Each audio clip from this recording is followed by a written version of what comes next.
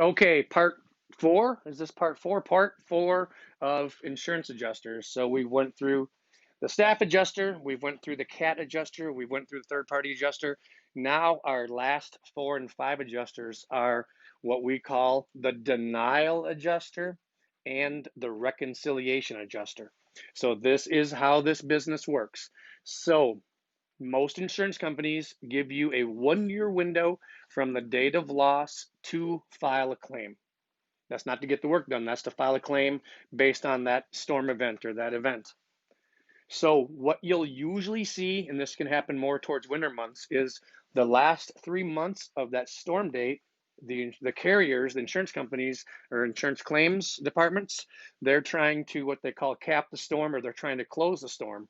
So the last 3 months they want to slow how many open claims they have, and they also don't want to open up a bunch of brand new claims.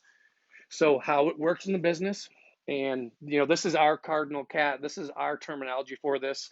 Like, I'm sure if you talk to an adjuster and said, are you a denial adjuster, are you a reconciliation adjuster, they probably won't necessarily admit that they are or aren't.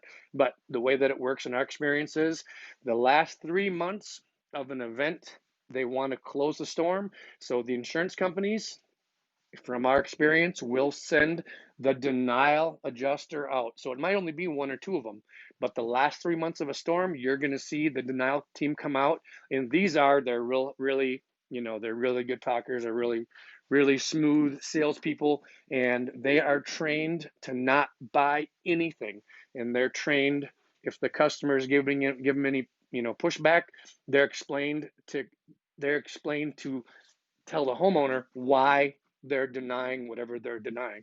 So damage or not, the third or the denial adjuster is going to come out and they're going to deny everything.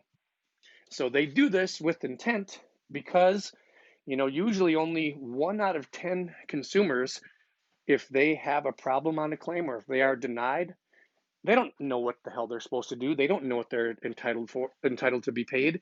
So if the adjuster says no damage, this is all you get, they're going to take it verbatim. It's kind of part of why we're in business, because we know what's legit and what's not legit. So the denial team turns everything down, and they are really good at explaining to the homeowner why it's not considered storm damage. I mean, I've had adjusters say critter. Yeah, this is a squirrel on angel dust. That's not hail damage. I mean, they'll say anything to get the claim turned down, and it's because you've got that 1% that's gonna argue.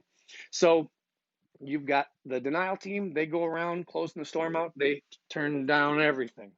And then in our experience, what happens is that when you have all these claims denied, most of them wrongfully denied, you're going to have that 1% of people that are going to say bullshit. You're going to have the consumer that's going to say, nope, bullshit. And they're going to fight. They're going to go to their agent. They're going to fight. And then what happens is it triggers a readjust with a reconciliation adjuster who's going to come out and do what they should have done in the first place and pay for everything.